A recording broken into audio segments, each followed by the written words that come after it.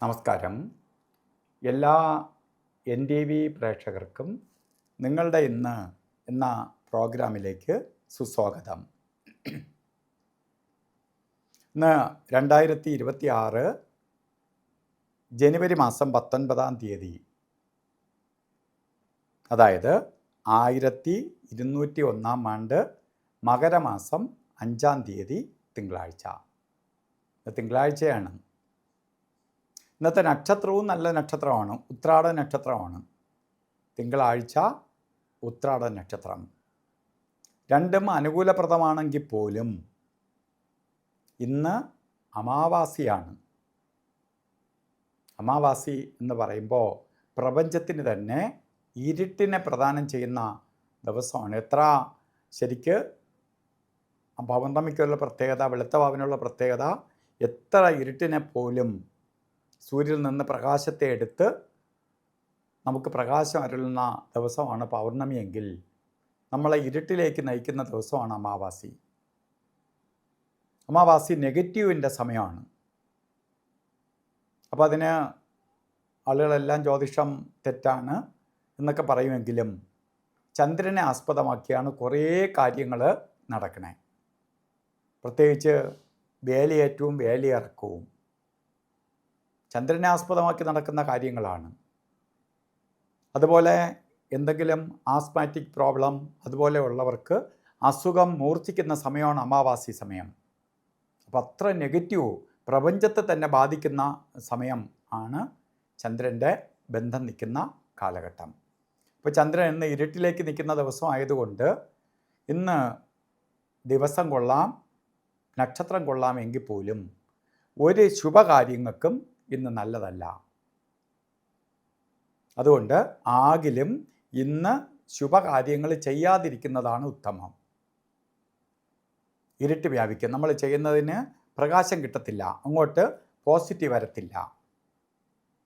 അതുകൊണ്ട് ആകിലും നമ്മൾ ഇന്നത്തെ ദിവസം കാര്യങ്ങളിൽ നിന്ന് ഒഴിഞ്ഞു നിൽക്കുന്നതാണ് നല്ലത്. അതുപോലെ മകരമാസത്തിലെ ഉത്രാട നക്ഷത്രം ബർത്ത് ഡേറ്റ് വന്നിട്ടുള്ളവർക്ക് ഒരു വർഷത്തെ ഫലത്തെയാണ് ചിന്തിക്കേണ്ടത്. വാർഷിക ഫലത്തെ ചിന്തിക്കുമ്പോൾ നിങ്ങൾക്ക് ഈ ഒരു വർഷം അത്ര ഭാഗ്യദായകമായ വർഷമല്ല. കുറേ ഇരുട്ട് വ്യാപിക്കും, പലതരത്തിലുള്ള അസ്വസ്ഥതകൾ, മാനസിക സംഘർഷം കൂടും, ശാരീരിക ബുദ്ധിമുട്ടുണ്ടാക്കും. അതുപോലെ ഗ്രഹസൗഖ്യം കുറയും, ചെയ്യുന്ന പ്രവൃത്തികൾക്കെല്ലാം ഇഴച്ചിലുണ്ടാവും. അതുകൊണ്ട് എന്ത് ചെയ്യണം, ഈ ഒരു വർഷക്കാലവും, അല്ലാത്തവർക്ക് ഒരു ദിവസത്തെ കാര്യം മാത്രമേ ഉള്ളൂ, ഈ ദിവസം നമുക്ക് ഒഴിവാക്കിക്കൊണ്ട് പോയാൽ മതി. മറ്റൊരു വർഷത്തെ ഫലത്തെ ചിന്തിക്കുന്നത് കൊണ്ട് ഈ ഒരു വർഷം നിങ്ങൾ പൗർണമി വ്രതം നോക്കി പോകണം. പൗർണമി വ്രതം എല്ലാ മാസവും ഇരുട്ടിനെ അകറ്റാൻ വേണ്ടി പ്രകാശം കയറ്റണം. അതിന് വേണ്ടി പൗർണമി വ്രതം നോക്കണം. പൗർണമി ദിവസം വ്രതത്തോടു കൂടി ഇരിക്കണം. അതിന് ഒപ്പം തന്നെ ദേവീക്ഷേത്ര ദർശനം ചെയ്യണം. എത്രത്തോളം ദേവിയെ ഭജിക്കാമോ അത് ഭജിച്ച് പോകണം, ദോഷത്തിൽ നിന്ന് അതിജീവിച്ച് പോകാൻ. അല്ലോ, ഇന്നത്തെ ദിവസവും നല്ല ദിവസമല്ല എന്ന് ഞാൻ പറഞ്ഞു. രാഹുകാലത്തിന് പ്രാധാന്യം കൊടുത്തുകൊണ്ട് പോകണം. 8:16 തൊട്ട് 9:43 വരെയാണ് രാഹുകാല സമയം. അതുപോലെ യമകണ്ഠകാല സമയവും ഗുളികകാല സമയവും ഒരു കാര്യത്തിനും നല്ലതല്ല.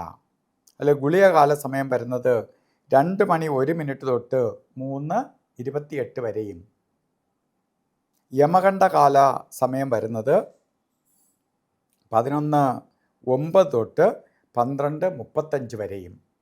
ഈ സമയം ഒരു ശുഭകാര്യങ്ങൾക്കും നല്ലതല്ല,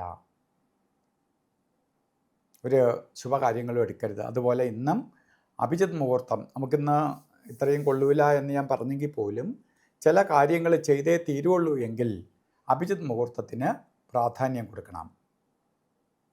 അഭിജിത് മുഹൂർത്ത സമയം വരുന്നത്, അഭിജിത് മുഹൂർത്തത്തിന് ഏറ്റവും അനുകൂലപ്രദമായ സമയം ഇന്ന് അഭിജിത് മുഹൂർത്തം വരുന്നത് 12:11 തൊട്ട് 12:49 വരെ 48 നേരമാണ് അഭിജിത് മുഹൂർത്തം.